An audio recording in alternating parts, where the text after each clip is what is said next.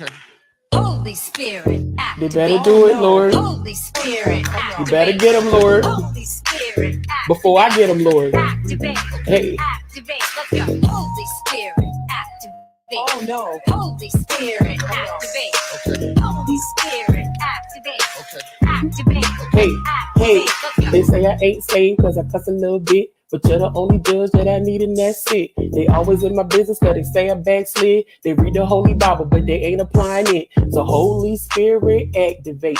If you do it right now, that would be great. I ain't trying to smack this chick in the face. Don't you see me down here trying to change my way? So Holy Spirit, you better do it, Lord. Holy Spirit, You better get them, Lord. Holy Spirit, Before I get them, Lord. activate. Hey, hey, hey. You cannot. Hold Okay. Holy Spirit, They activate. better do it, Lord. Holy Spirit, You activate. better get them, Lord. Holy Spirit, activate. Before I get them, Lord. Activate. Hey. Activate. Let's go. Holy Spirit, activate. Oh no. Holy Spirit, activate. Okay. Holy Spirit, activate. Okay. Activate. Hey, hey, Let's go. they say I ain't saved cause I cuss a little bit. But you're the only judge that I need and that's it. They always in my business cause they say I backslid. They read the Holy Bible but they ain't applying it. So Holy Spirit activate. If you do it right now, that would be great. I ain't trying to smack this chick in the face. Don't you see me down here trying to change my way? So Holy Spirit, you better do it, Lord. Holy Spirit, You better get them, Lord. Holy Spirit, Before I get them, Lord. activate. Hey, hey, hey. You cannot. Okay. Holy Spirit, They activate. better do it, Lord. Holy Spirit, You activate. better get them, Lord. Holy Spirit, activate. Before I get them, Lord. Activate. Hey. Activate. Let's go. Holy Spirit, activate. Oh no. Holy Spirit, activate. Okay. Holy Spirit, activate. Okay. Activate. Hey, hey, Activate. Let's go. they say I ain't saved cause I cuss a little bit. But you're the only judge that I need and that's it. They always in my business cause they say I backslid. They read the Holy Bible but they ain't applying it. So Holy Spirit activate. If you do it right now, that would be great. I ain't trying to smack this chick in the face. Don't you see me down here trying to change my way? So Holy Spirit, you better do it, Lord. Holy Spirit, You better get them, Lord. Holy Spirit, Before I get them, Lord. activate. Hey, hey, hey. You cannot. Okay. Holy Spirit, They activate. better do it, Lord. Holy Spirit, You activate. better get them, Lord. Holy Spirit, activate. Before I get them, Lord. Activate. Hey. Activate. Let's go. Holy Spirit, activate. Oh no. Holy Spirit, activate. Okay. Holy Spirit, activate. Okay. Activate. Hey, hey, Let's go. they say I ain't saved cause I cuss a little bit. But you're the only judge that I need and that's it. They always in my business cause they say I backslid. They read the Holy Bible but they ain't applying it. So Holy Spirit activate. If you do it right now, that would be great. I ain't trying to smack this chick in the face.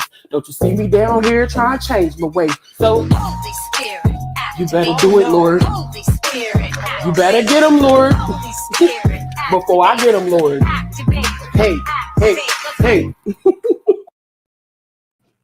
Hi. Can you guys hear me? We'll check now, huh? Can you guys hear me, y'all? Please hit the like. Please hit the like. Please hit the like. Okay. Can you guys hear me? I want to make sure I'm not echoing any of that gross stuff. Is that happening? Because we gotta fix it now.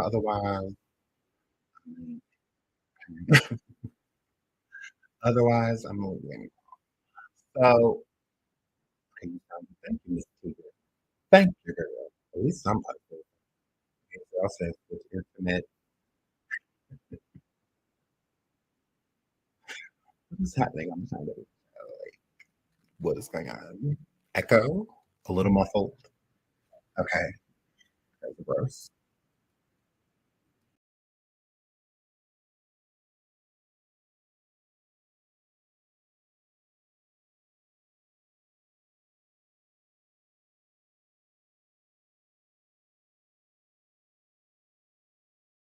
My computer says everything is fine. Are you guys lying to me? My computer says you're good. My computer's like, you're fine. Like, girl. Okay. How do I sound now? Okay.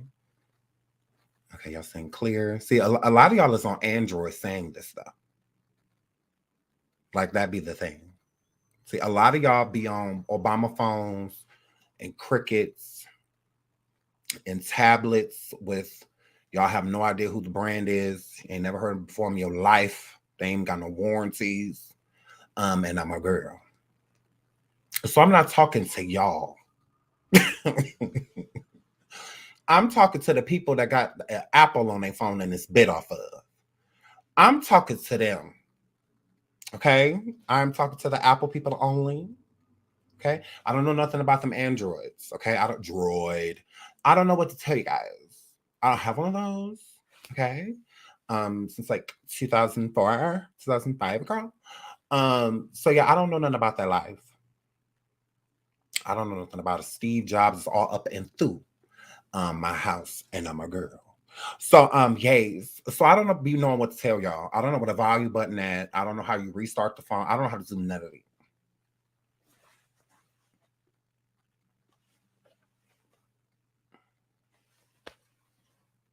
I don't know how to do none of it.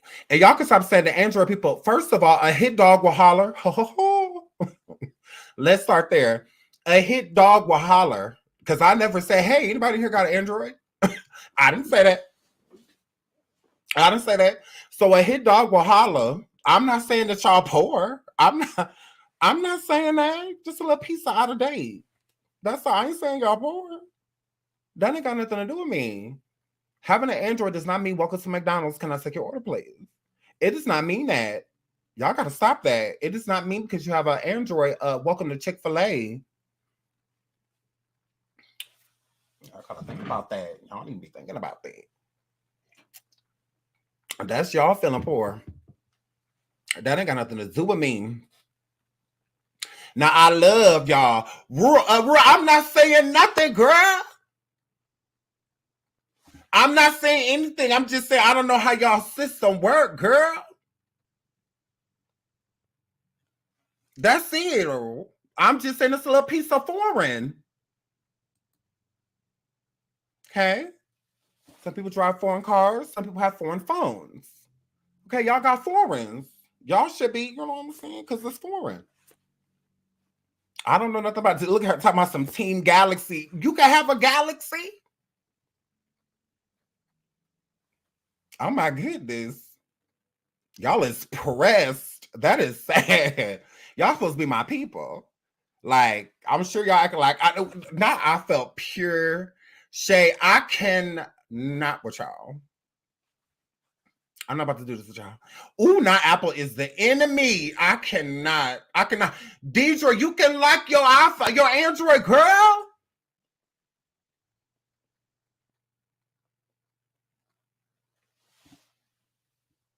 That's a shame. Y'all is this defensive. April, didn't nobody ask what type of phone you had, girl? That's sad. Us Apple people, we not even like that. We not even like that. We be letting y'all rock. We be looking at y'all phones like, what the fuck is that? Little piece of what's that? Oh, got buttons? Like, okay, just a little piece. It is what it is. Some of y'all phones open and some of y'all phones look like tablets. Y'all be thinking that y'all was y'all be thinking y'all was T-girl because a girl. Y'all be with y'all phones like this. What you got? Oh, the Galaxy 48. Hello? That's how a lot of y'all be. And y'all be thinking, I mean, you know, it's cute. Good for y'all. Oh my God. Anyway, back to my show. Welcome back to the Sean W. Show. It belongs to me, and I have an Apple phone. So, y'all be so pressed with the apples that's bit off of. Like, y'all gotta calm y'all spirit. Calm down about it, okay? Shout out to your Galaxy. Girl. Y'all be pressed. So the title of the show say, "Where is Wendy?" Yes. Wendy fires entire team. Allegedly she did, y'all. Wendy's team tried to KILL her. Oh my word. Guardian to be removed. Okay. Now we watched part 2 yesterday, and now I can give y'all my conclusion, y'all. I can tell y'all everything that I think, y'all. That's what that were. It was absolutely sad, but it was good. It was. I appreciated the last 2 episodes of the docuseries.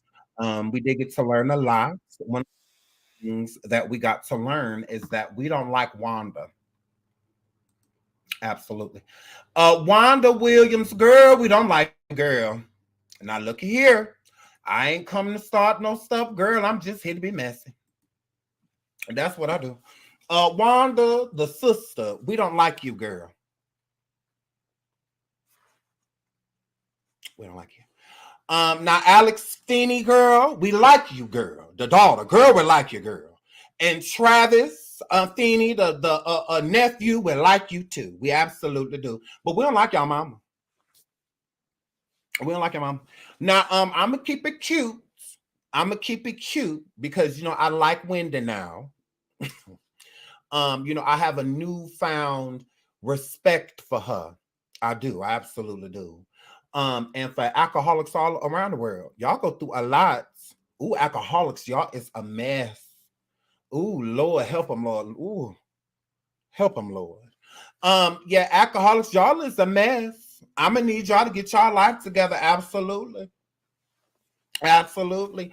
If somebody's ever called you an alcoholic and you ain't never been in treatment or saw help and you still drink, you alcoholic. I just want you to know that.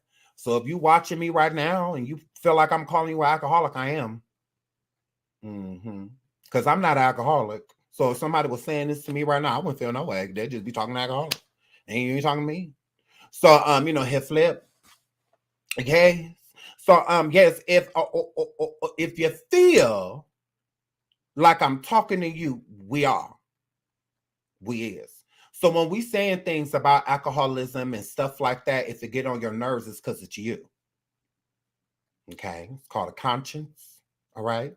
And that's what that is. Yours is just guilty. Listening to us. Okay. We have an innocent conscience while talking about alcoholism, and I'm a girl. A lot of y'all don't. A lot of y'all get real irritated when, liquor conversations and stuff like that come up, and I'm a girl. So, guys, if people tell you drink too much, if you feel like you drink too much, if you don't go a day, if you got to sit here and think, seek help immediately. Okay? All right? That's just what that word. And shout out to Yvonne, yay, for gifting 10 memberships. She said, "Now look at here. 10 of y'all in this chat, y'all little piece of dry. All right. Now I'm going to go ahead and 30 days. Now you're going to have to figure out what you're going to do next month, March. And I'm a girl. You're going to keep on going. That's on you. But here you go for this month. You're looking a little dry. So please thank her and put some flames in the chat for her. And I'm a girl. So thank you so much again, Yvonne, and shout out to No Nonsense for the super sticker. We love you. Thank you so much. So y'all, let's get into the tea of it all. Now, the next 2 episodes to start off. Now, Blac Chyna done came into the picture. Now, Blac Chyna, she visited Wendy. It was beautiful. It was absolutely beautiful. Wendy didn't know who the hell she was, but a girl. It was beautiful. It was wonderful. It was wonderful. Wendy was giving like, who's this little pretty black girl? Who's this? Who's that?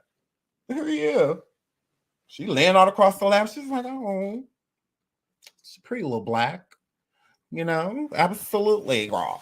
So, yes, because, Wendy was over there giving a little piece of Caucasian. At times, Wendy just switched races on y'all. She said, look, I'm Wendy Hunter. Okay? A Caucasian woman. All right? And I'm a girl.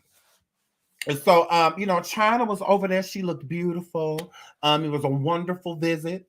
Chyna sitting over there having a one-way conversation. It was wonderful. It was beautiful. It was beautiful. It really was. I really want to send my positive energy to China, and I'm a girl, because you could tell she was really devastated about the condition that Wendy was in. But China was definitely trying to make it, not like the center point of the visit. You ain't seen somebody in a long time. The last thing you really want to do is upset them. So for China, because I know when China hugged her, it was like hugging a bar.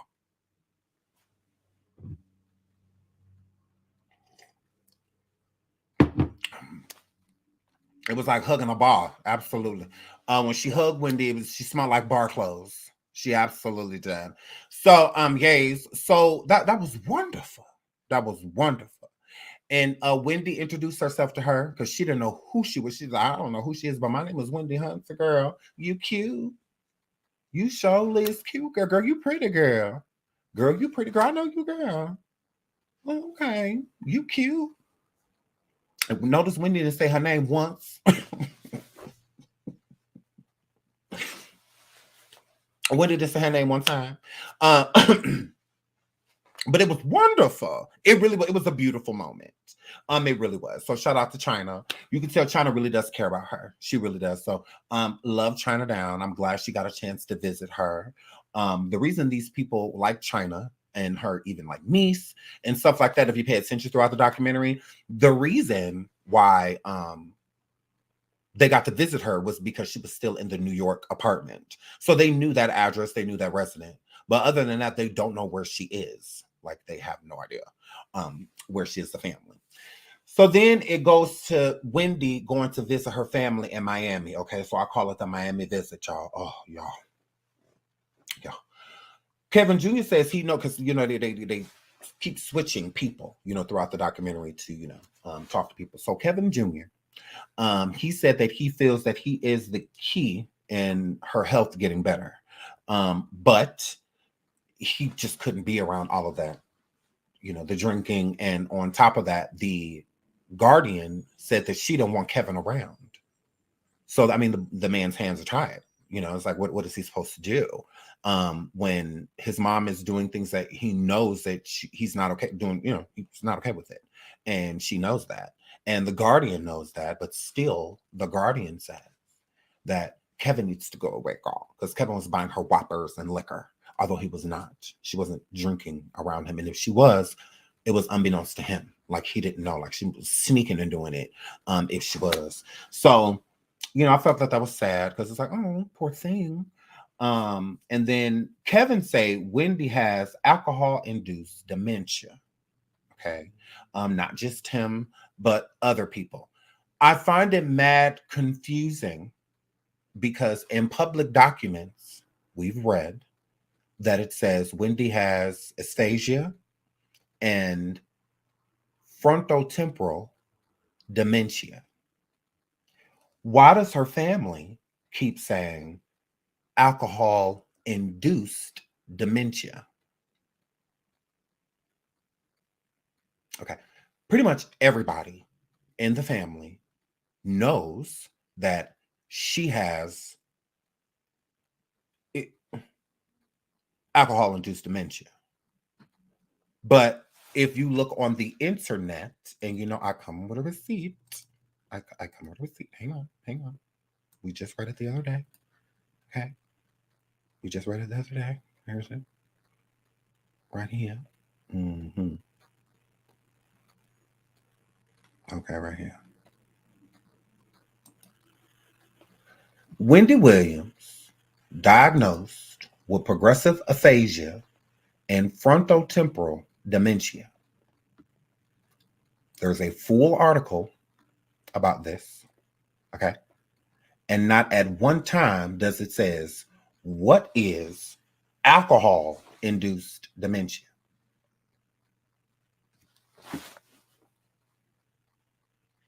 I'm like, well, that's weird. That's weird. Everyone in the family, her brother Thomas, her son Kevin, her nephew Travis, Alex, Wanda, everyone's saying that it's alcohol-induced. But if you go online, according to her guardian, it's frontotemporal. Excuse me? Excuse me? I'm saying it. The Guardian did not want it out that it was alcohol induced. Okay? Because it's curable, not like cured, but to the point to where you can get back to a healthy type of normal type of lifestyle. Frontotemporal dementia is not. There's stages. It progresses over time and it gets worse and worse. It doesn't get better. Alcohol induced, if you stop drinking, you can stop from doing further damage. So with stopping and doing further damage, then there's part of it that stop drinking it can help it be to not cured, but curable to where it doesn't get necessarily worse. Okay. There's methods and things that she can do with memory and trying to regain her memory, day-to-day exercises and things like that, that can help her. But if she's drinking, it's just going to get worse. It's not going to get better, like at all whatsoever. So it's given the Guardian did not want the world to know, which is another reason why the Guardian wanted to stop the documentary, because she didn't want it out here that it was alcohol induced. She wanted the world to think that it was frontotemporal, because this year is the year that they're sitting back down and about the whole guardianship, where there would be an update in it. Whether Sabrina will continue, whether the Guardian will be removed or it'll be placed with family. All of that update happens this year. Last year wasn't out there that Wendy had frontotemporal or aphasia. None of that was public knowledge. None of that was public knowledge. But now it is. And as of recently, this whole frontotemporal, and all of this and whatnot. So her dementia, you can't cure dementia. Like, no, not at all. But if there are methods and things that you are doing to bring, if you're inducing it, like with alcohol, by stop drinking, you can help things, not cure them. No, because the damage is done. So that dementia is going to stay there. Like, she's going to have moments of, to where she just completely forgets where she is and, and things like that. But if she is sober, it's a higher probability that it's easier to bring her back, to get her to, come back to where we are. Like, come on, girl, come on back, sweetie. Type of situation like The Notebook. His wife wasn't an alcoholic. She had dementia, whether it was frontotemporal, whatever. She had dementia. So there's no curing that. But if she was drinking, he would have never been able to bring her back, get her to get back to a moment and place where she can remember, things. Drinking, it's not going to help. So I feel like the Guardian was trying to, because there's other reasons I feel like the Guardian was trying to stop the documentary. Also watching part 2, I think another big part of why I think she was trying to stop the documentary is because guardianship can be removed. So the judge, if the client, which would be Wendy, if she's not being treated fairly, or if there's just bad business dealings and stuff going on, or the money, is being, in any way, shape, or form, they're trying to like financially exploit her in other ways, then the judge can remove the Guardian. So to watch the documentary and see how bad Wendy's state was and what she was going through and how she was literally suffering through alcoholism right in front of everyone, and everyone was allowing it, and the Guardian was also not present and allowing it as well. Those are conditions, to me, that whole documentary should make it so that Sabrina is no longer the Guardian. She does not need to be the Guardian. If all of this was going on under your care, what makes her any better than the family? What makes her any better? Because people are saying that the family stole. Nothing has been like proven that the family took anything from Wendy at all, stole anything from her. I don't believe Kevin Jr., Kevin, whatever you want to call him, I don't believe he stole anything from her at all. I do not believe Kevin stole a dime. I don't. Absolutely does not. I don't think that. I don't. Yeah, I don't think he stole anything. No, I agree. Nothing dementia wise. Once you have dementia, no matter if it's induced or if it just comes on its own, there is no going back. No, There is no going back to full memory or no. It's a wrap on that. But if you induce it, then you can help yourself by it not getting worse, because the more she drinks, the worse the induced alcohol dementia will get. It'll just get worse and worse until you look up. She just don't remember nothing, like at all whatsoever. And when she does come back, it's a short time. Like she'll come back for like a minute or two, if that. And then it's right back to who are you? Who are these people? Where am I not at this house? Where's my mom? Where's my dad? So no. But if it's induced by, especially alcohol, by stop drinking can be very helpful for the rest of the time she's here. Like it could be really helpful in helping her remember people, and stuff like that, or coming back quicker, than she would before. I think any doctor I feel will tell you that, to stop drinking immediately, like right now. Don't wait till later. Don't go home and have just one more drink for the road. Just be done, otherwise it's just going to get worse. And I think that's why the family, especially her son, was so hell-bent on her not drinking, because they knew what was wrong. They kept saying alcohol induced. They were all saying it. I'm like, well, why is it not that? It ain't in the media. The media says frontotemporal and aphasia. I didn't know that alcohol could bring on frontotemporal dementia, unless they're just saying it, frontotemporal is dementia. But from what I see, there's different types, and whatnot, stages, and from what I see, it's not just the word dementia is not like a blanket, like it's levels to it, and whatnot. So, I mean, yeah, I just thought that was crazy. I'm like, okay, well, they should probably let these websites know that are going around saying that, But anyways, she allegedly was diagnosed by a doctor. So again, I'm not going to go against what a doctor's saying, but I have not seen any proof. Not that I would. I mean, that's like super violate HIPAA and other things. But I'm just saying, if Wendy doesn't come forward and speak of these things herself, then I don't know what's what. I don't know. This article saying that she has frontotemporal, like that's not the doctor. Whatever.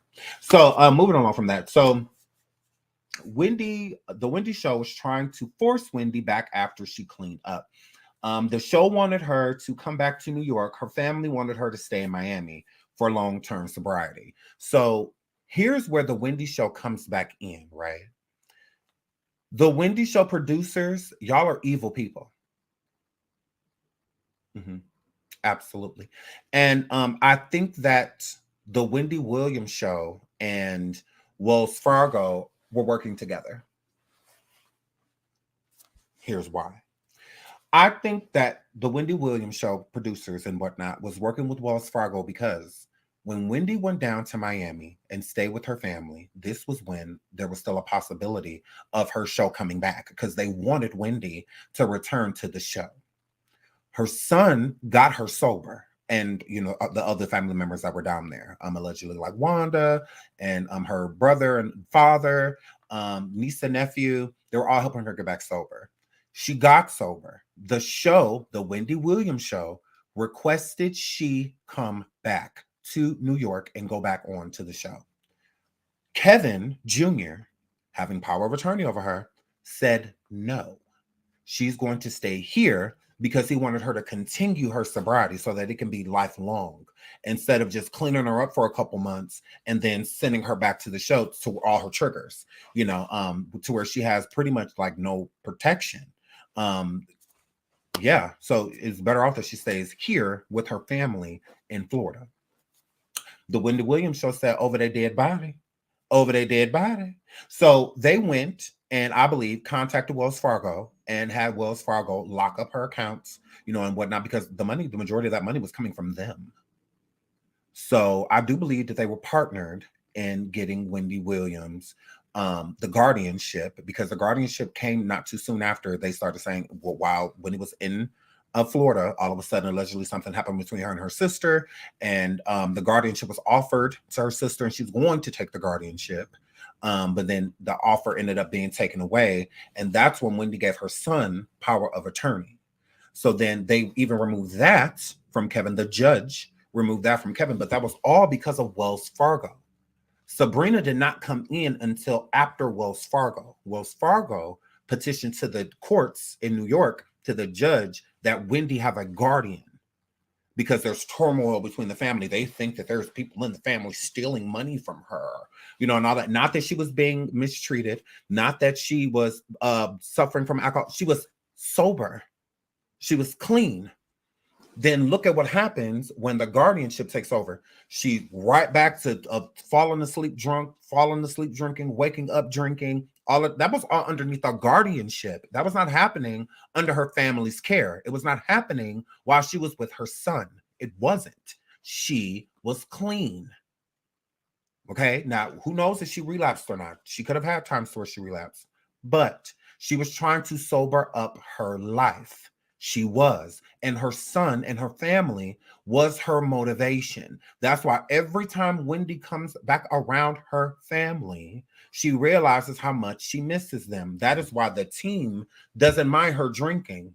Will them acted like they care. No, y'all don't. Y'all don't care that she drinks. Y'all would prefer her to drink, because then the more she drinks, the more she's going to forget her family. Will was only bringing up the family because of the documentary. That's the only reason. Because why hadn't she been seeing her family? Why hadn't y'all been pushing her to be around her son? Why haven't y'all been taking her to Miami? Why hasn't that stuff been happening? Because it wasn't. She didn't see her son for 8 months. She didn't see her son for 8 months. But then all of a sudden, y'all shooting this documentary and she's in Florida. She goes to Miami. She goes to see her fam bam. Weird. That's weird. Why hasn't this happened in 8 months? Kevin is in school in Florida, so he can't just go back and forth, and y'all cut the money. Y'all made sure the money was cut from Kevin. So he down there in school, taking care of himself, handling his business, which y'all swear he didn't want to do because he was too busy stealing.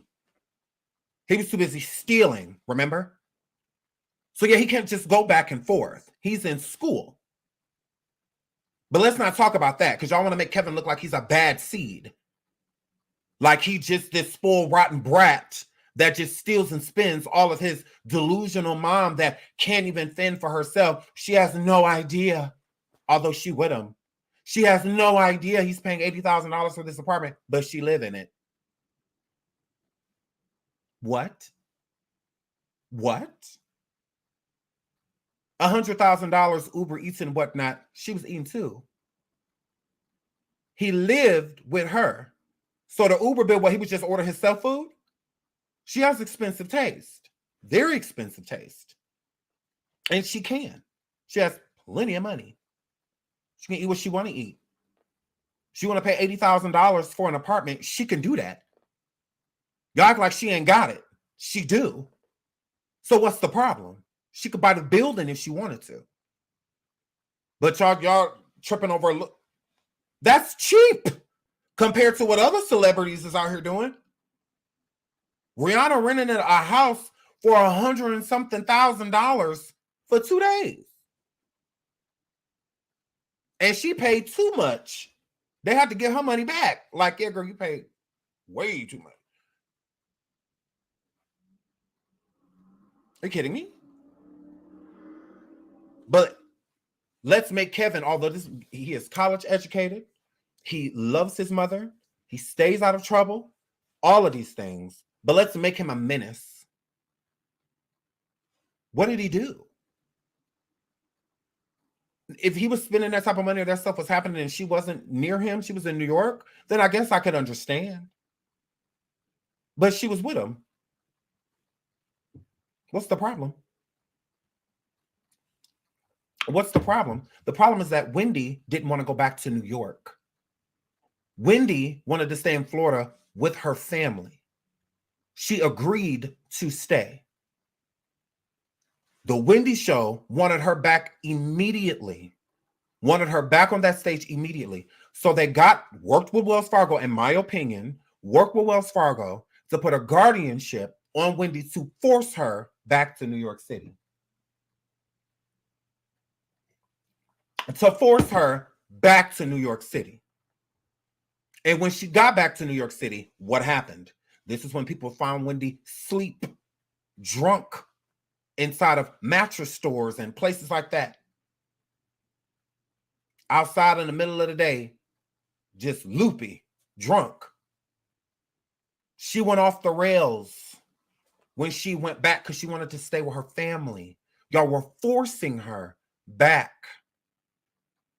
You did not give her an option to heal when healing is first. That's why Will and Sean and all of them were putting deals and trying to get her podcast, all that stuff. No, she don't need to be doing none of this stuff. She needs to get healthy. So that's why I said they didn't care about her drinking. They wanted her to. They wanted her to. Hair flip. The problem is that Wendy was documenting it. That was the issue. And it's neglect. It shows neglect on the guardian's behalf in so many different ways. Again, if the family had Wendy and was allowing her to do what she was doing with them, they would have, this is when they would have put, this one you should put a guardianship on someone, when you should remove her from the family's care and have an outsider do it. Because look what's going on. She's better off with her family because they actually want to get her to clean and making her do so. And they're doing it as a family. It's easier for a person on their road to sobriety if they feel support, not if they feel judged. Support, and that's what she was feeling. She felt support from her son, her father, her brother, her sister, her niece. She felt supported. That's why she was going so hard, because of the support behind her.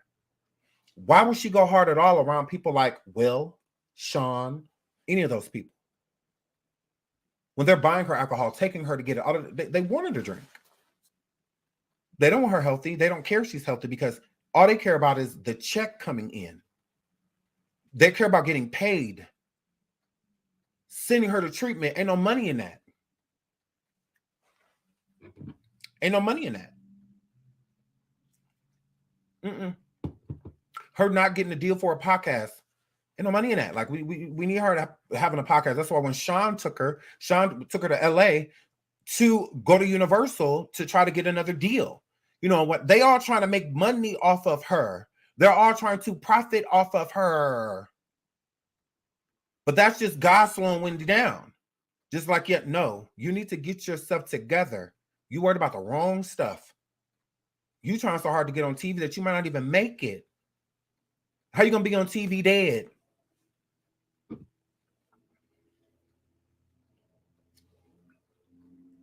You need to be breathing to be on TV. So you need to remember things in order to be on TV. Okay, girl? Like, that's just what that word. So I believe that the Wendy Williams show, and I think that's another reason why they keep declining comment. And I also feel like this is the reason the Guardian, Sabrina, put a restraining order on LMN's partner company or sister company, A&E, and tried to sue them, and is trying, I should say, to sue them to have it taken down among other things. Although Wendy's the executive producer. What? So you're basically suing Wendy too, right? Like, so you're suing your own client. I'm like, is this crazy? You didn't want the documentary out there because it shows the status. Even at one point, Wendy didn't even have food in her house. But you the guardian. She don't even have the basic necessities. Milk, peanut butter, bread, eggs. She didn't even have none of that. Nothing was in her refrigerator or freezer. Nothing. No food. None. But y'all taking care of her. Y'all taking care of her, though. Oh, okay. Okay. So yeah, that's just my theory. My theory is that I think that the Wendy Williams show and Wells Fargo worked together to get the guardianship over Wendy to force her back to New York because her family was trying to keep her in Florida, to keep her healthy and on the track of long-term sobriety, lifelong sobriety. And the show was against it because they needed her back immediately. right away. The ratings were going down, having those guest hosts and all of that stuff. The Wendy Williams team, the Wendy Williams fans, they wanted Wendy back. And it wasn't the fans, of course. I mean, of course, they're going to want to see Wendy, but they will want her to be healthy. They will want her to have taken care of herself before returning. It was the people who collect checks off of her that was rushing her back. And her family was completely against it. They're like, no, she needs to finish healing and whatnot. Okay, yeah, she's sober. She's doing a lot better. She sounds good, looks good, and whatnot. She put a little weight on, 20. Her son said she gained like 15, 20 pounds while she was down there with him. And so, yeah, so, because they were making sure she ate, and stuff like that. Her being so thin, I'm like, well, she thin because y'all ain't feeding her. Like, don't let it be. It shouldn't be an option. When you sit down and eat, she should be eating too. You should be eating to make her eat. Look, girl, I cooked this food. It's really good. You got to come out here and try it, girl. Look, I have this chef from across the way, girl. Girl, it's good, girl. Girl, just try a couple bites, girl. You got to eat the whole thing. Just taste it, girl. So, y'all wasn't even doing that. She had no food in her refrigerator. Zero. I would have rather y'all been wasting food, taking food in there, trying to feed her, and she declined the food versus just not even offering it. Walking in the room saying, you hungry. It's not feeding someone. That ain't feeding them. It's different coming there saying you hungry because dinner almost done or you about to start cooking. That's different. But to say, are you hungry? Because basically if she is, you going to Uber Eats or something. Type of like, that's trash. She shouldn't be eating like that. No way.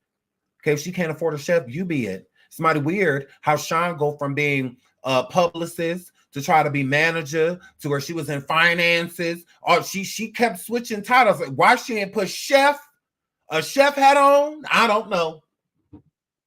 And I'm a girl. Why she wanted to put everything on but a chef hat? I don't know. I don't get it. I really don't. So gays. So let's keep going. This was sad. Girl, this was sad. Shout out to everybody that watched it with us last night, the watch party on Coffee. I had so much fun with you. Shout out to Baby Shay again. Thank you so much, sweetheart. Yeah, so Wendy didn't recognize Chyna, and she also didn't recognize her nephew Travis when she sat down at the table.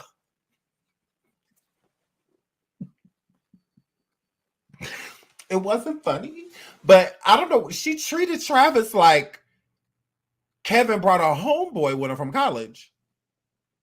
Some guy she may have seen like once, because that's how she hi. I was like, Wendy, that's your nephew, girl. Because when she see Alex, she recognizes her, call her by name, all of that. She didn't call Travis by his name, and she really didn't acknowledge him at the table.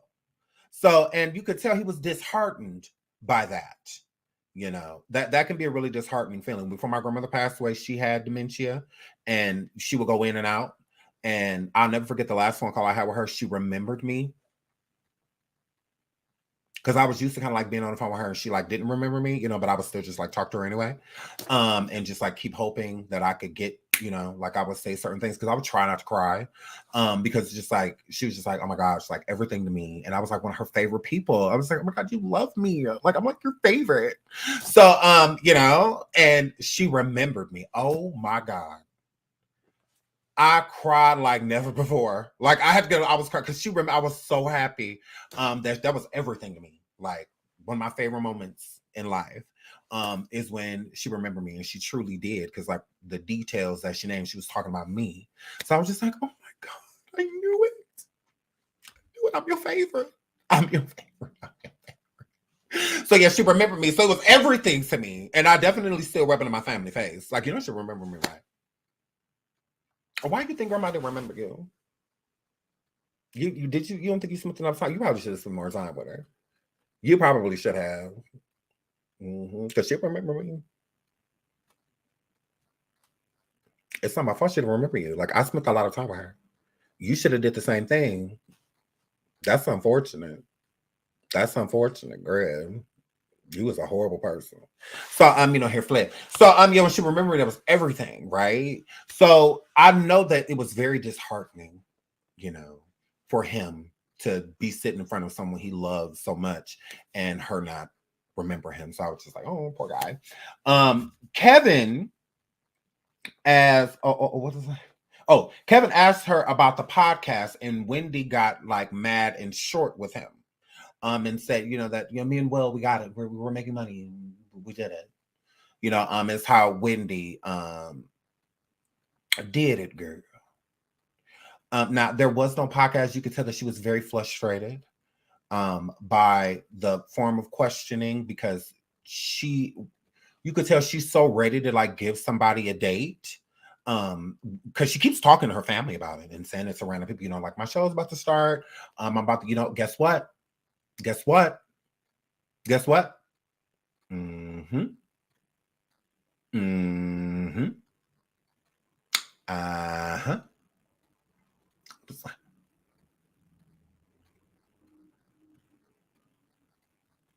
What? Wendy! I was like, oh my goodness. I was like, what does that mean? Okay, so you said next week.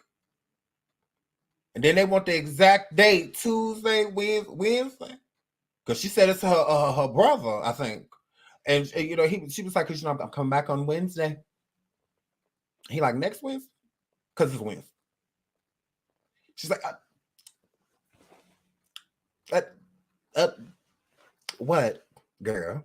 Is you on right now? Is we missing your girl? Girl, because we could go home. We can leave this dinner, girl. We can wrap this up. And I'm a girl. Or her father. Oh, okay. It was her daddy. Go counter girl. Yes, it was her father, girl. And her dad was, baby, what's when? Mm-hmm. You meant the 16th? Because this is 16th, baby. You meant the 24th? And then, she was just like, I'm just like, ooh, Wendy, girl.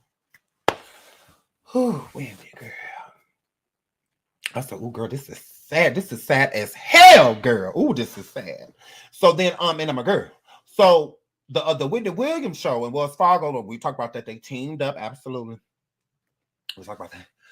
Wendy is standoffish with her niece Alex because she holds her accountable. Okay, so she is very so much standoffish with Alex, because this is the part when she was in the room with Alex, I think the hotel room, and Wendy told all of this the staff and everything, look, all of y'all get out of here.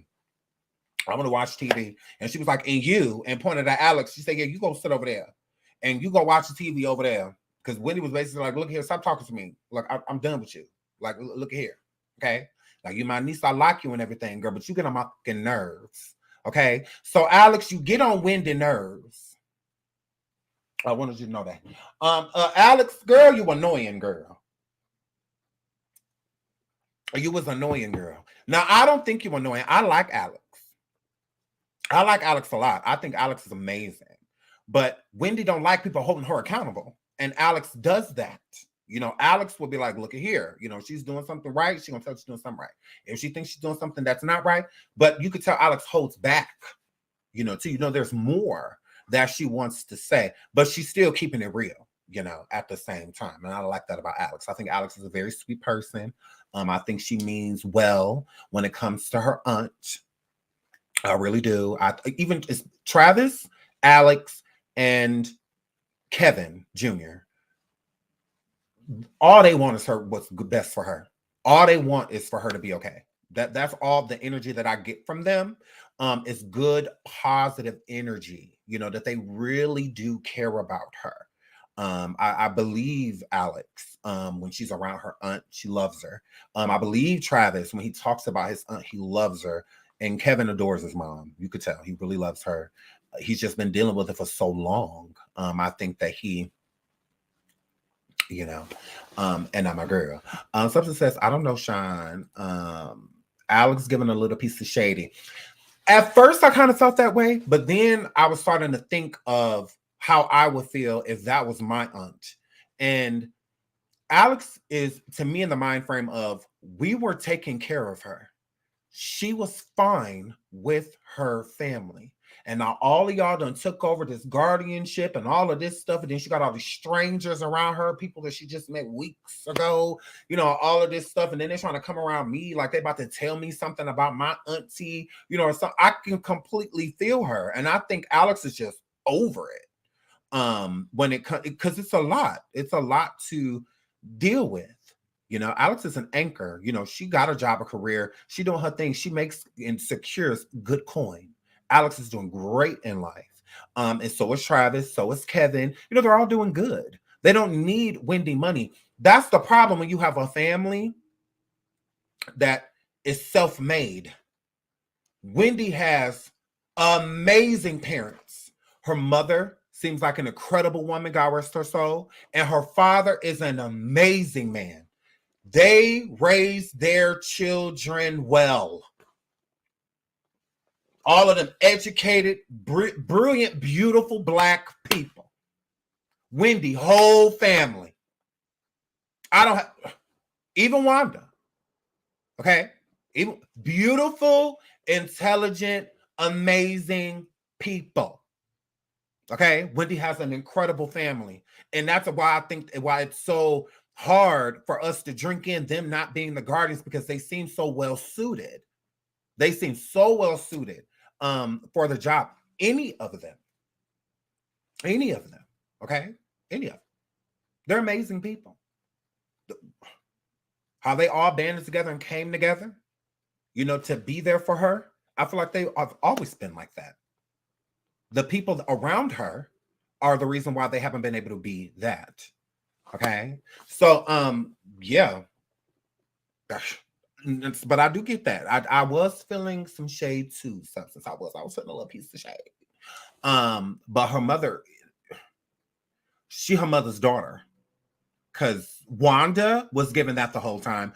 Please hit the like. Please hit the like. Right. Please hit the like. I'm going to get into y'all super stickers and y'all memberships and stuff in just a minute. I'm trying to stay on task. But I love you guys. Thank you so much. So, yeah. So I was very confused by that.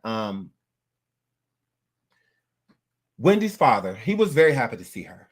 Extremely happy. You could tell. It put a big smile on his face, you know, seeing his daughter. I think it was heartbreaking for him to see the condition that she was in, how thin she was. Again, how her memory loss was progressing, and stuff like that. I think that was very hard for him, because I just put myself, you know, as a father, I'm thinking like, if this was my daughter, you know, coming home to me in that condition, how would I feel? And I just was just like, he's a very strong man, you know, to not overlook, but I think that he wants what's best for her and knows that as long as she has them, that she will be okay. You know, as long as you have us, this is the first step coming to us. You know, you need to, it's good to go home. You know, you need to go home. When you've lost your way, go to what you know, home. So our home is so important. So, yeah, I just think that was really heartbreaking to watch him be around her, and because of course he brings memories of her mom, and the producers did ask if she missed her mom, and she just broke down like me, like yeah, like I miss her. She's like a lot, like yeah, like I miss her. I was like, oh, Wendy, you poor thing. Wendy was lied to by Sean about starting a show in September. And she absolutely was. Sean lied to her and told her that the show would be starting in September. Now, Wendy had went to Los Angeles without permission, because underneath the guardianship, she is not allowed to leave the city or state without clearance, without checking in, basically. It's like being on probation. Like, I mean, if you will. So if the guardian says no, then she can't go. So she went without permission from the guardian and didn't tell Will, her manager, about going to Los Angeles, and she took off with Sean. So Sean was lying to her. I want to point that out, because Wendy she says what she's told, right? Her doctors and everybody keep telling her that Wells Fargo got her money, blah, blah, blah, blah. So she keeps repeating it. because she's just repeating what she was told. So it's the same thing with this Sean situation, no different than the podcast as well that she was doing with Will. She would just repeat what they were telling her, right? So with her repeating what they're telling her, she was repeating lies. And then it would get to the point to where she would stop repeating them because she would realize that it wasn't happening. So I believe Wendy basically not forced Sean, but used Sean as her way of getting to Los Angeles, because Wendy was trying to make some things happen on her own because she felt like Will wasn't doing it. And then to add on top of that, Will was taking her liquor and pouring her liquor out and stuff. And she felt like that was disrespectful. So she felt like she had to take control. And by her doing that, she used Sean. Sean was her conduit to do so. And it was easy for Wendy to manipulate her because she was manipulating Wendy as well. So it's like they're manipulating and gaslighting each other. So because that's all Sean wanted in the first place, was to take Will's spot. So that was very clear when they went to Los Angeles. So Wendy thought her brother, Tommy, was her ex-husband.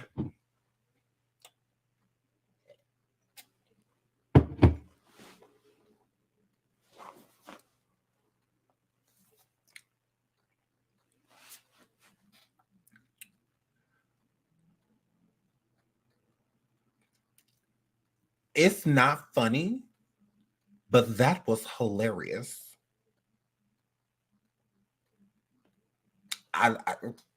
That was hilarious, Gabriel. That was hilarious, Gabriel. When she's like, "Hey, Kevin," I said, "Ooh."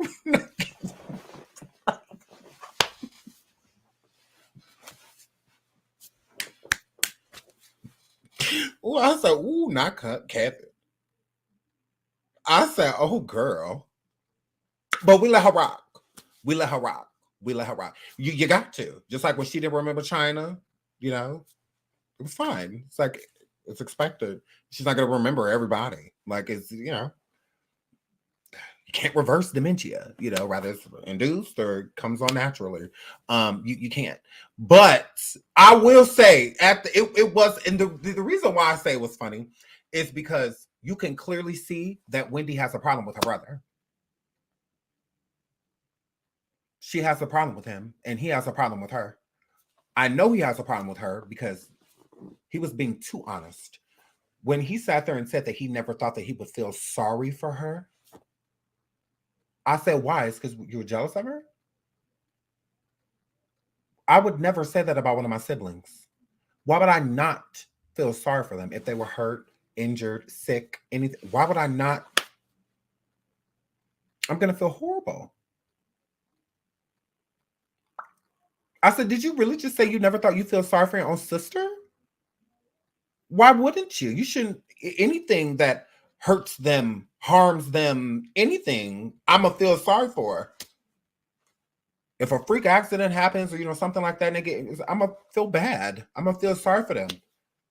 He literally said that out of his mouth. I'm like, yeah, you've been a little too honest, because it gives like envy, jealousy.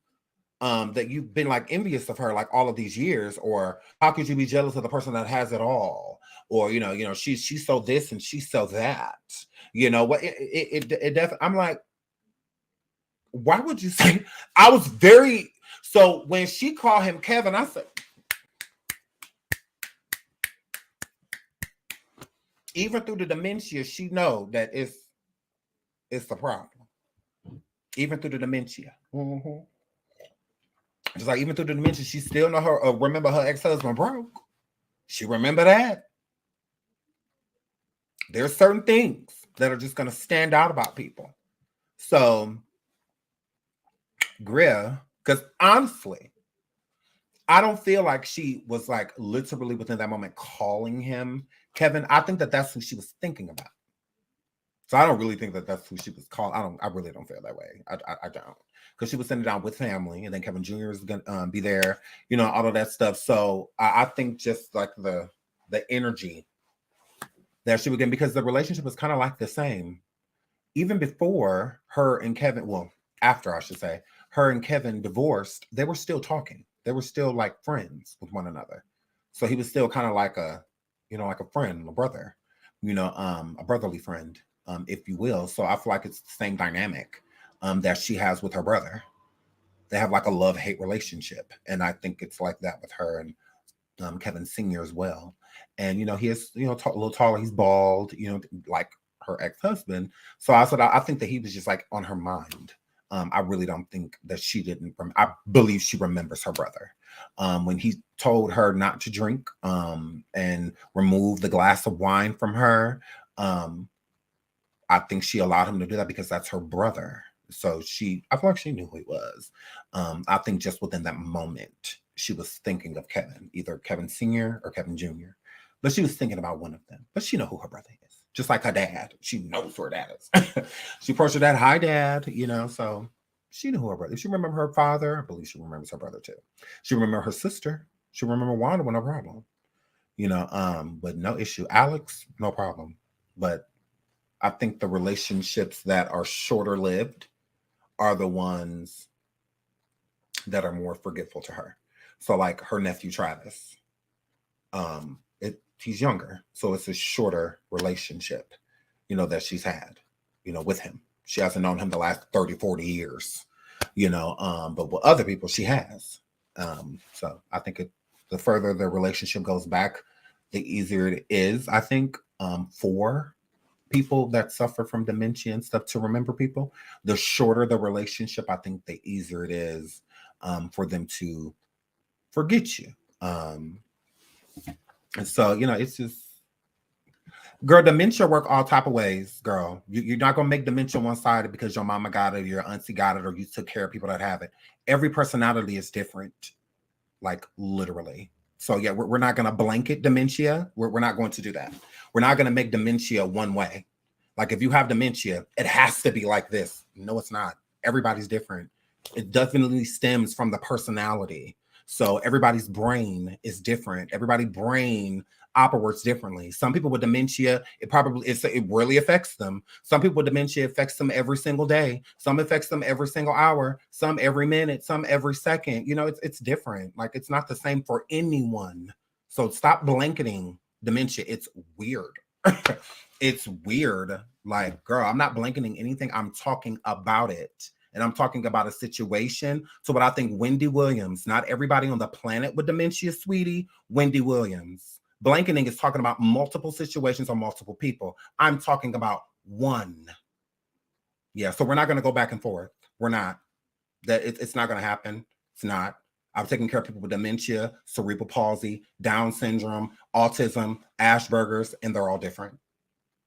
They're all different. That's why I don't compare them, because none of them are the same, because no personality is, no human is the same. So it here flip. So absolutely. But I'm getting paid for mine. So yours is free. Do you want to keep doing this? Because I'm going to win. I'm going to win, sweetie. Like, I didn't say you couldn't, but you're talking to me about mine.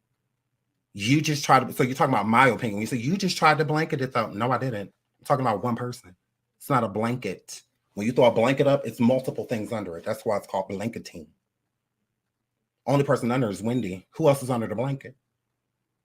You. Okay, girl. So, gays. So moving right along. Right, girl. Girl, you're never gonna win, girl. Like, it's not gonna happen. Have you not met me? Ooh, girl. Have you not met me, girl?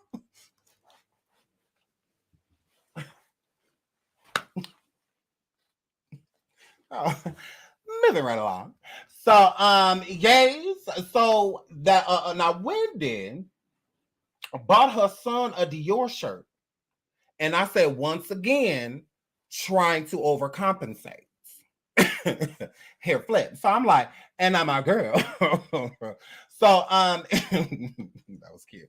And so I'm like, okay, this gives when he was power of attorney. It gives that.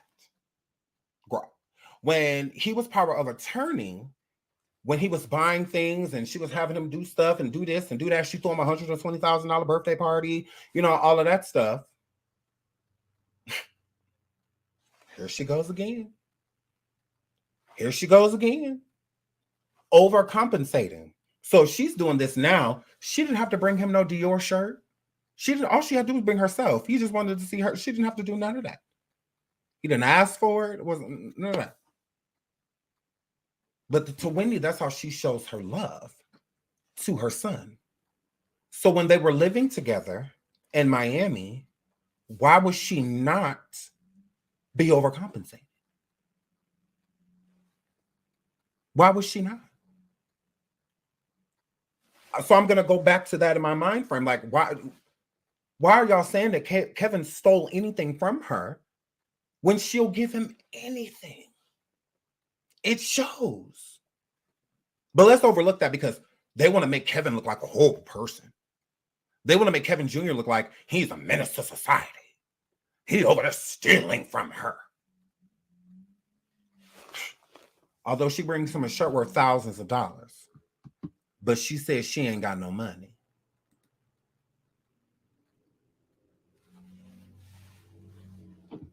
She says she ain't got no money. And I'm a girl. So that's not giving her being financially responsible. If Wendy's getting tidbits of money, why take thousands of that and put it on a shirt? That's not a good investment, right? That's not a good way to be spending money when you own basically like a fixed income now, if you will. So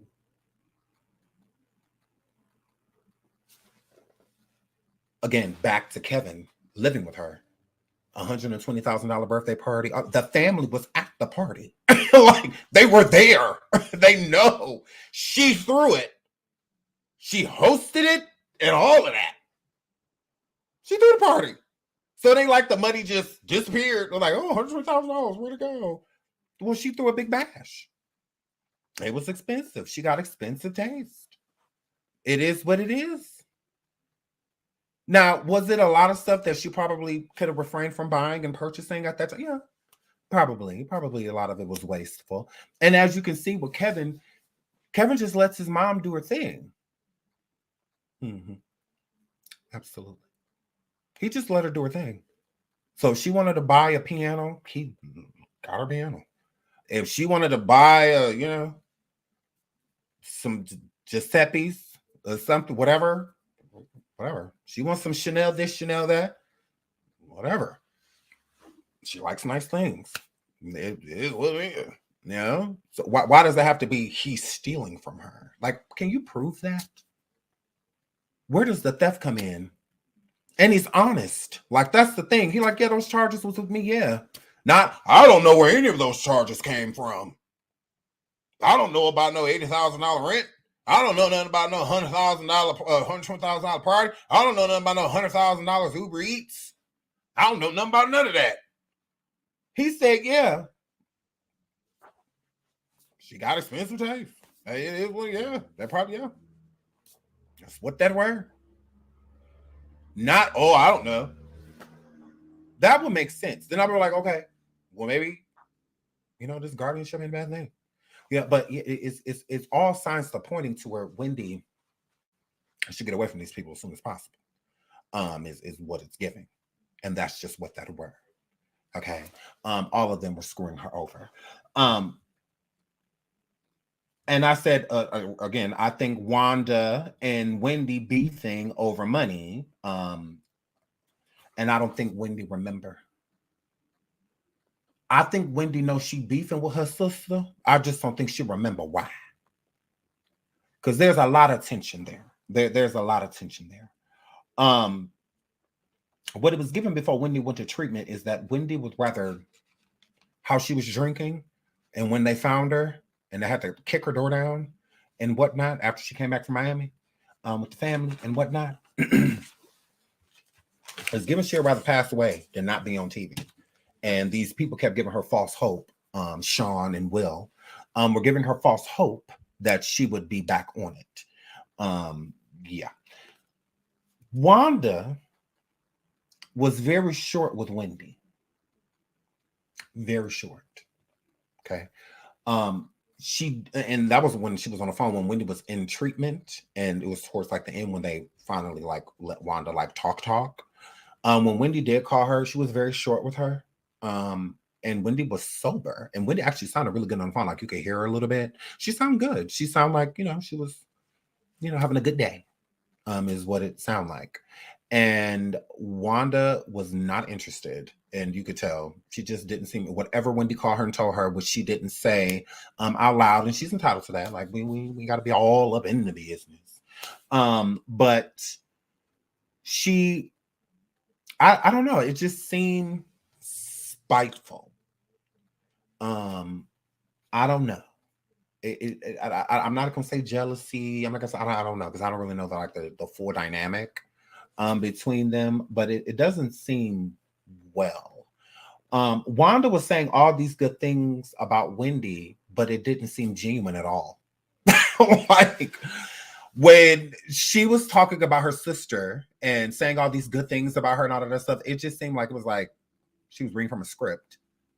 It just didn't seem genuine. It didn't seem like she really cares much for this individual. It's something there. I don't know, but there is tension. There's definitely tension, right? I don't know, but yeah, there's something there. While Wendy is getting healthy, everyone is short with her. Will ended the call for a documentary. Wanda did too. So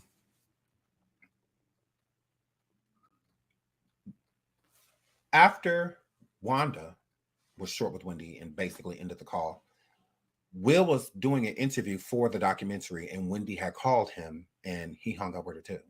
I'm like, why when she get healthy, don't nobody want to talk to her?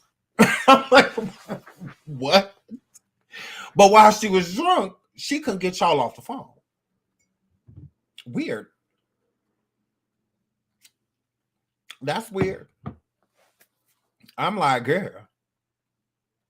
girl, because Wanda, you do not like Wendy. I just don't feel the love. I know y'all, y'all sisters, y'all probably had a long road to get to where you are now, but it don't give you your sister's keeper. Ooh, girl. Oh no, it don't give that at all. I don't know if Wendy back in the day when she was doing her thing and at the height of her career, maybe she met y'all feel some type of way. Like she was that girl, and y'all was just like the relatives of that girl. And y'all have been like spiteful or something sort of. I don't know. Or maybe y'all feel like she should have done more for y'all or something. I don't know. But it's something there. It's weird. It's weird. Because with Alex, I really feel like Alex loves her aunt. Like you can tell.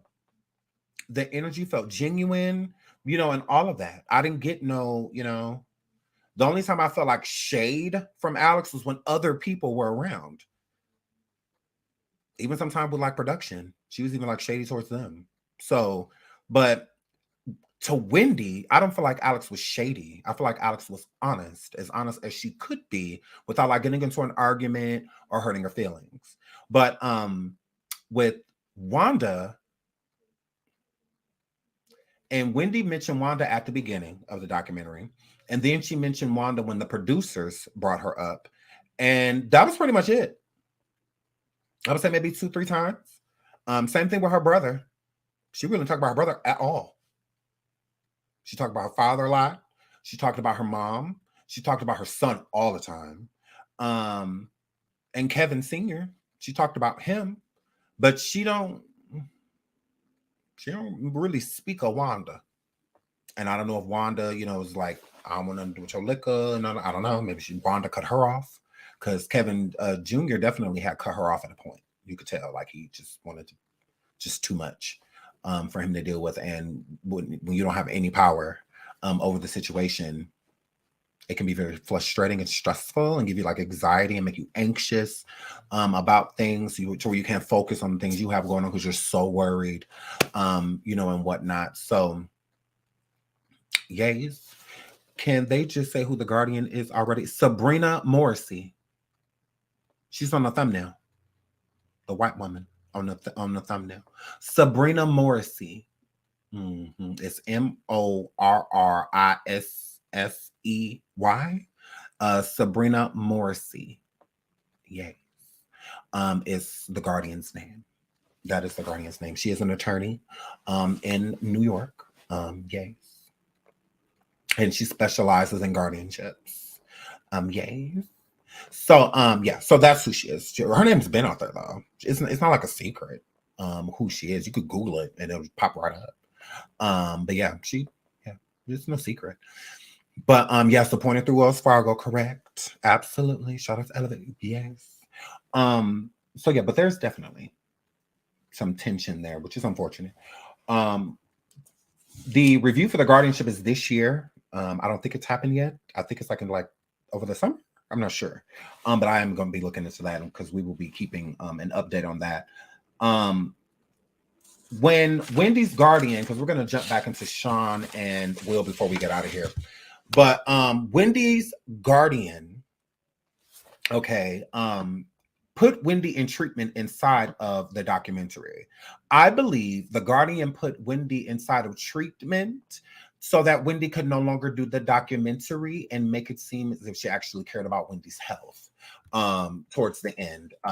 If you notice, when they are interviewing Wanda and the other cast, well, the people that are a part of the documentary, when okay. So the other people of the documentary, where is it? Is this whatever? I'll just pull up my own. So the other people in the documentary, when they spoke to them, Wendy was no longer there. Wendy was in treatment, and then we only heard phone calls of Wendy when she spoke towards the end. And if you also notice, she was not allowed to like be on the camera really at all. So not even like on speakerphone or anything like that. When she talked on the phone to her sister did not have it on speaker.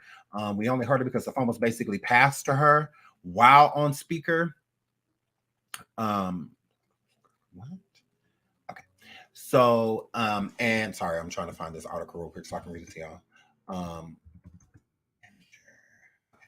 And I believe the Sabrina, the guardian, said that she didn't want her on camera at all whatsoever. I believe Sabrina removed Wendy from the guardianship. I mean, the Lord removed her from the documentary. Again, when Wendy went to treatment, it's because Will snitched on her he did, with his no neck having arse. Will snitched on her to the guardian and told the guardian about the drinking and because of course the guardian wasn't around, so the guardian didn't know what was going on at that point. So Will snitched on her about being an alcoholic and about leaving, because he couldn't snitch on her about Los Angeles because our guardian called him and told him that Wendy was in Los Angeles. He didn't even know. He didn't even know it. So that's why he was so furious when he had called Wendy and Sean, because he didn't know that they were gone. He had no idea. Our guardian is the one who gave him the heads up because Wendy was ignoring his calls and stuff. So that should have gave him a sign that she had left. So the guardian placed her into treatment when she found out about what was going on. And at that point, I felt the guardian thought that I don't think the guardian even knew what they had documented because she wasn't around. So she had no idea what had all been documented. And I think that's why she wanted to stop it, because she don't know what's in it. And not knowing what's in it, showing what happened to Wendy, all of that was going on. Wendy drinking herself to sleep and whatnot, them having to take her to the hospital, all of that all happened under your watch, Sabrina. That all happened under your watch. Even more reason to remove her. And I think that is why Wendy Williams wanted this documentary out here, because it is a cry for help.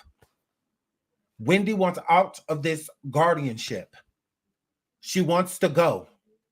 She don't want to be. I feel like it's a cry for help. I do. I feel like Wendy wanted this documentary to be out here so we can see what's going on, so that the public can get involved, because that's what it'll take. Because everything else is being held, behind the scenes and whatnot. I think Wendy wanted this out here so that people could see what is happening, so people could come and intervene, so that the public can be outraged if they knew what her fans would be outraged if they knew what she was truly going through. So I think that this is what Wendy's whole point of wanting it out there, because you have to think about it. The documentary, behavior-wise, to most people would be humiliating. It would be humiliating. I think Wendy would rather be humiliated so that people can see why the humiliation is happening at all. So I think that this is what Wendy, her whole initiative to get this out in the first place, and why she was hell-bent on making sure, and I think that's why she did it with Lifetime, because she knew that Lifetime, like the people that did Surviving R. Kelly, and all that, Lifetime would protect her, and they did. And they are. Lifetime is protecting Wendy. Just like Surviving R. Kelly made a stir. It made people move. It made people take action. It made people stop turning a blind eye. So, and I think Wendy wanted the same effect for herself. I think that she felt like this is like her surviving guardianship, or her surviving the Wendy Williams show, her surviving the Wendy Williams show in Wells Fargo, and whatnot. This is what this is, in my eyes, is Wendy letting people know that she is trapped, that she needs help, and she can't do it by herself. She can't get out on her own. It's so bad to where they've even encumbered her family, to where they've left her family powerless and not able to do anything. Nobody moves like the public. Nobody does. The public will cancel you immediately, and they can also save you. So I think that this is what Wendy wants. I think Wendy wants our help, is what it gives. That's what my whole conclusion of the documentary is, that Wendy needs our help.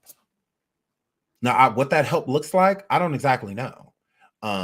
But she does need our help. That's what I get from it. Help me. Wendy, to me, was even giving out clues. If it can happen to me, it can happen to you. That stuck with me when she said that throughout the documentary. And I think that she wanted people to know, like, this can happen to anybody. It's been happening to people. And it needs to stop. Like, at some point, someone has to stop this. Help me. I can't do it by myself. I can't. I tried. It didn't work. They made me look crazy, and gave me all these diagnoses and doctors and all the look. To them, in their mind, I'm crazy. I don't know what I'm talking about. They've taken everything from me, but I'm supposed to just quietly, since they feel like I dropped the ball, they want to take it. They want to take the ball. I may have dropped the ball, but it belonged to me. It was passed to me. That it was up to me what happened, after that. So I think that she needs our help. I do. And I think that a lot of that stuff she was doing deliberately, her showing her feet, and all that, she was doing that on purpose. I think it's all deliberate. She wants us to know the conditions that she's in. Like, this is what's going on. From my feet to the top of my head is just chaos, destruction, pain, disease, illness. There's so much going on, and they're just covering it all up and trying to make it seem as if I'm fine, because that's when you see Wendy in the public. I'm fine. How are you doing? Oh, I'm great. I'm great. They cover up. That's it. And Will and them ain't nothing but handlers. So when Will, okay, let's get into Will. Okay, well, actually, let's get into this first. Let me pull this out so I can read this to you guys real quick.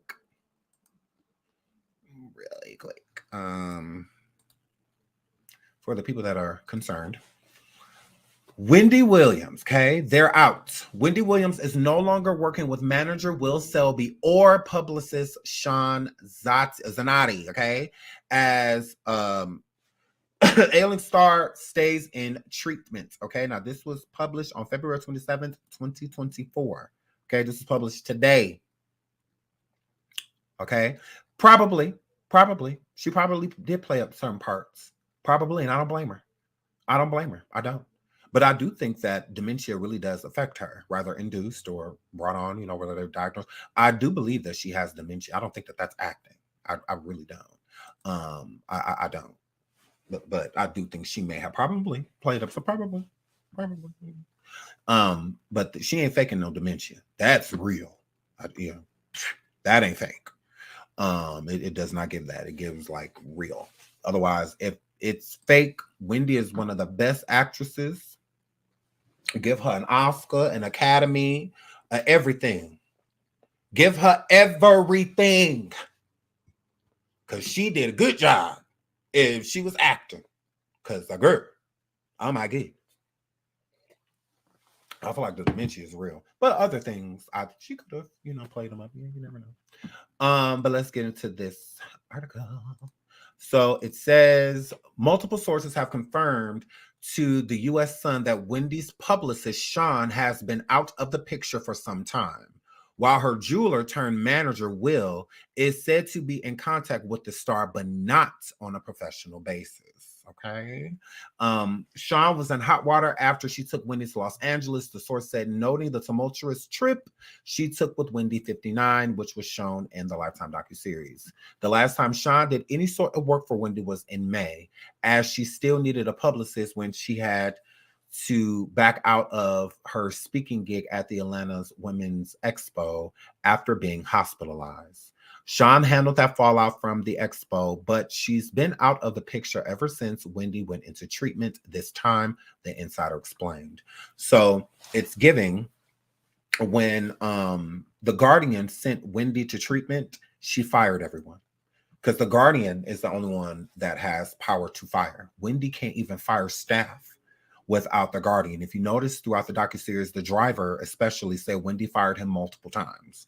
But he wasn't, never like told to exit or escorted out or anything like that, because Wendy can't fire him. She can't do anything without her Guardian.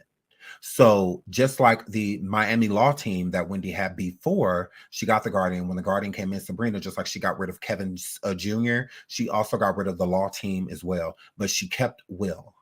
Okay. Because Will was her manager. So she could have fired him when she came in, the Guardian, but she chose not to. She kept Will because Will was her handler. He did what she needed him to do, right? So, and I'm a girl. With that being said, with her firing her, or Wendy allegedly firing Will and Sean, I believe that is the Guardian. That Sabrina decided after Will dropped the ball, which Will wouldn't have even dropped the ball if he would have went to her immediately.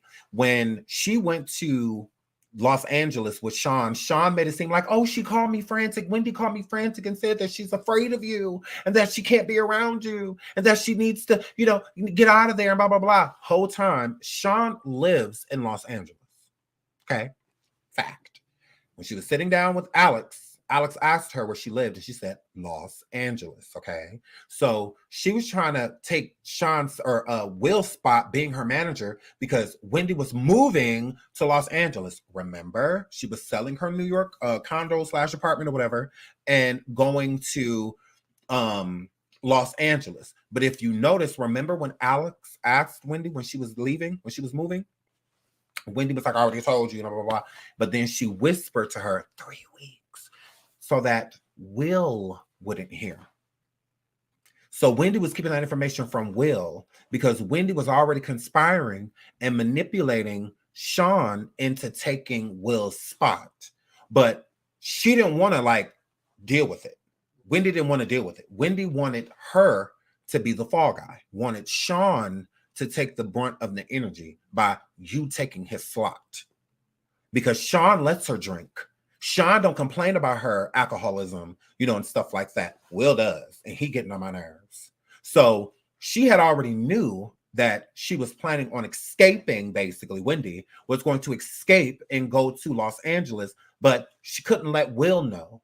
That's why she whispered it. That's why Sean, when Alex came in the room, she wanted Sean to be out of the room because Sean basically about to creep off with my auntie, like Alex catching the tea. She catching it. Okay, you moving in 3 weeks. That's why Sean was like, Alex was like, where you live? And Sean was like, Los Angeles, LA. Yeah, LA. Wait a minute. So you about to move my auntie to LA to be with you? Okay. Does anybody else know about this? Because we as a family, we don't know nothing about this. We trying to get her back around us in Florida. This is news to us. Now she going to California with you? Why? What's she going to California with you for? She stay here or come to be where we are. Why would she be moving to Los Angeles when y'all did everything in your power, even with the guardianship and all of that, to get her to New York? Why would she be leaving? So I feel like Alex knew right then and there something was up. This ain't right. Something is wrong, with this situation. So that's why Alex wanted her out of the room, so that she could try to figure out what's going on. And she didn't feel like she would get it with Sean being in the room, because Sean kept trying to speak for Wendy. This is my auntie. Get out. Bye. That's so when people are like, oh, well, she was being rude to Sean. No, she wasn't. Like she said, you don't even know my auntie. Girl, you just got here a few weeks ago. Girl, you just got here. I know you just got here. I've been around my auntie for years. I ain't never seen you. Heard of you? Nothing. Girl. And then you work in a whole nother field? Aren't you publicist? You doing managerial stuff. This is what managers do. Moving people places and stuff like that. Moving her closer to you. She don't need to live close to her publicist. For what?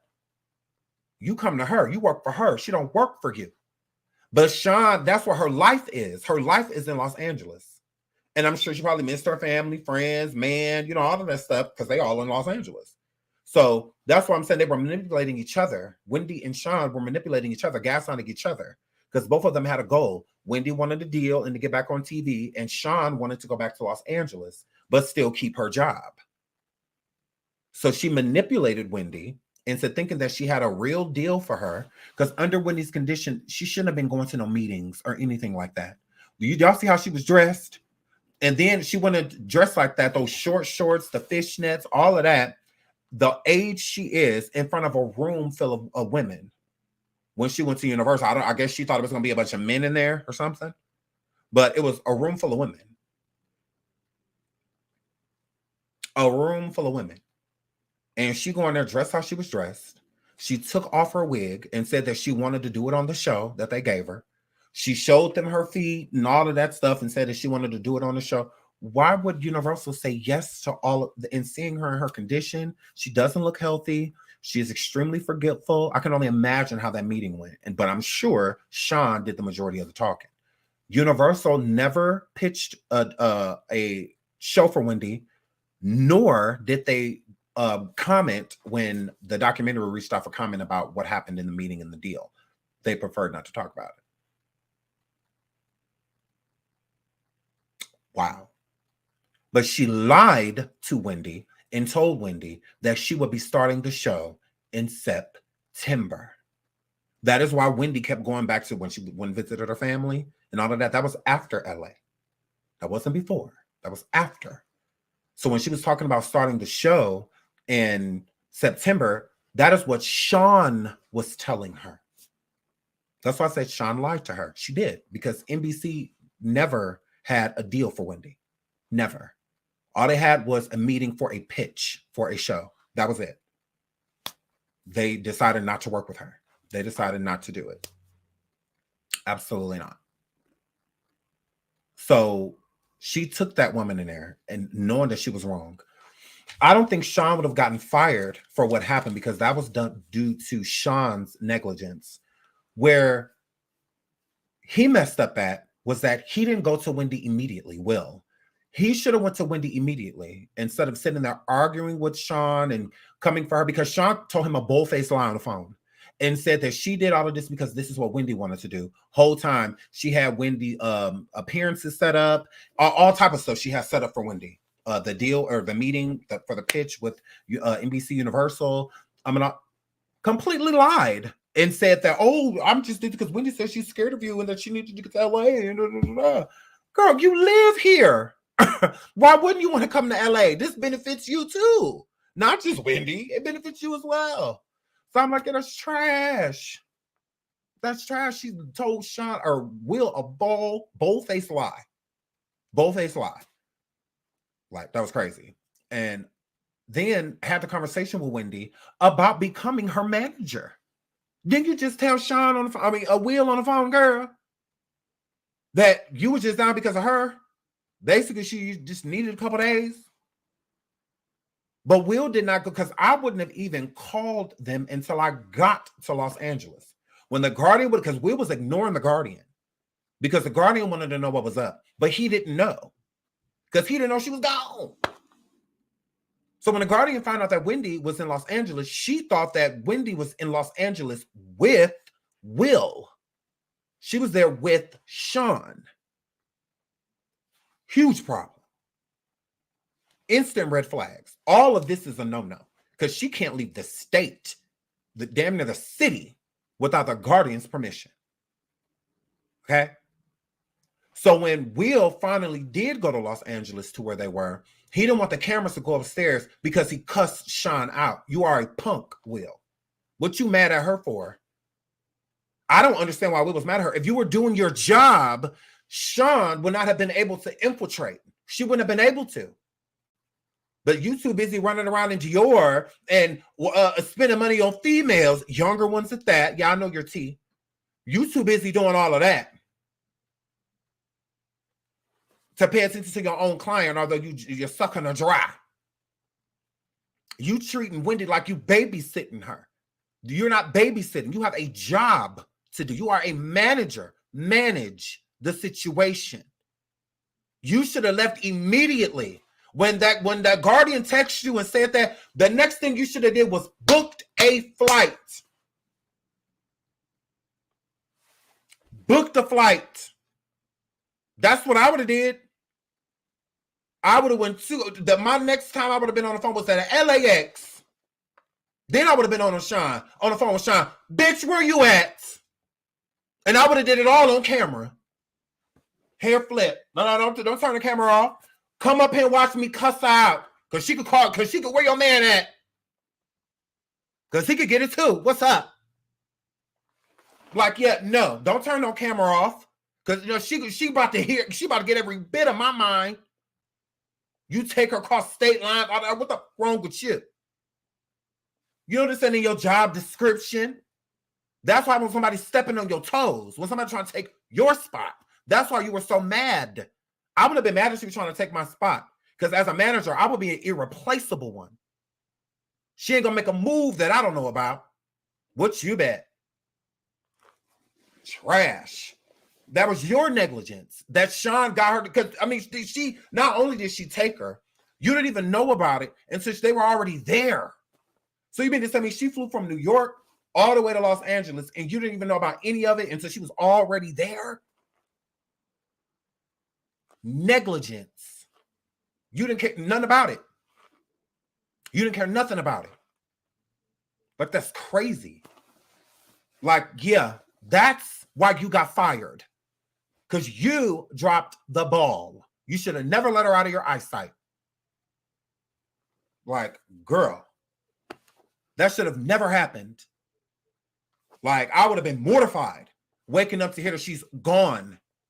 You still got to follow the guardianship, whether you agree with it or not. Wendy still has to follow it because she's jeopardizing herself. Because a coherent person would have called the Guardian at least and be like, hey, I'm going to Los Angeles. I got some stuff I need to do down there. And if the Guardian said no and she still went, at least the Guardian knew what was up.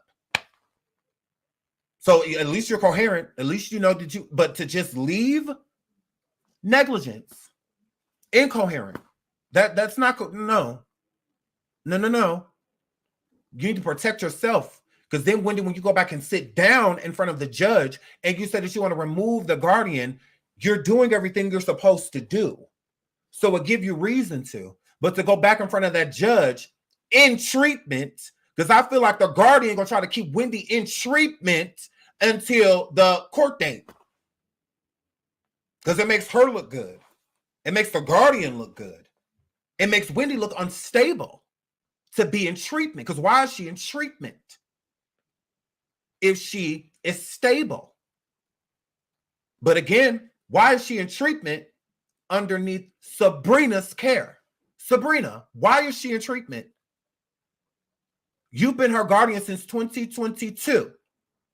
Why is she just going to treatment in 2024 when she should have been in treatment in 2022?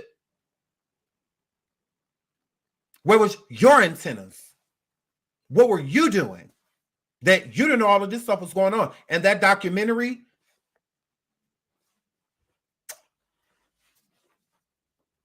a surefire way to get rid of Sabrina. That is evidence of her negligence because you are the guardian. We got to tell you how to do your job. Ain't that why the family can't do it? Because you're better suited, right? Okay.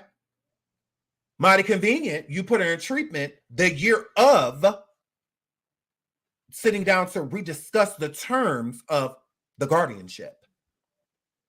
Now, all of a sudden, the current manager fired. PR fired. All of them gone. Why? Where's the team? What's up? Who's dropping the ball? Everyone. So Sabrina, if she think it makes her look good because she fired Sean and Will, it don't. Because look how long they had her in their care. And I'm not talking about Sean. I'm talking about Will. Yeah. She was a check to everybody at that house. Everybody at her apartment in New York. She was a check. Because Wendy was moving gradually. But then when the guardian took over, they show at the end of the documentary, she had none of her stuff inside of that apartment anymore. Where's she going now? She come out of treatment. Where's she going? Clearly it's not there because it's empty. Where's all her belongings? Where's all her stuff? Like what? It looked like a crime scene, and they cleaned the scene up after. Is what it looked like over there now. Desert. So what's up? Because Will is in her life as a friend. He's not in her life as a manager. So clearly he got fired. He and Sean got fired. So yeah. Wendy, every time she talks to someone, she says she wants to go to Miami. The people that do speak to her, she says she want to go home. I want to go be with my family. I want my family. I want my family. Like that's what she keeps saying. Every time Wendy gets sober, she wants her family. Weird. I feel like she's always wanted her family. Y'all just forced other decisions upon her. I feel like she's always wanted to be with them. This didn't just happen. She didn't just start loving her family. She's always loved them. Girl. We may have to come back, y'all. We may have to come back. Shout out to No Nonsense again. Shout out to Yvonne for gifting the membership. Shout out to Lizzie Mack, my baby, my moderator, my baby. She says, please hit the like. I love you too, Lizzie. I love you. Shout out to Scarlett for becoming a member. Shout out to you. And shout out to Scarlett for the super sticker. I love my mug sticker. Thank you so much. I have to win to you right there. I love my mug sticker. Thank you so much, sweetheart. I love you guys. I hope you enjoyed the show. That's what I have to say about, that's my conclusion. My conclusion is Wendy wants help. Wendy needs our help. Okay. I will look over some ways of helping or what we could do to try to help her out. But I feel like she needs our help. That's what this document, I really do. I think that she just wants our assistance. She can't do it by herself. So she's reaching out, and hopefully, the community and the fans of hers will get together and try to make something happen, So I think that that's what it is. Shout out to Wendy Williams. We're praying for you and your family. We wish you guys the best. That was a heck of a documentary. Very intense,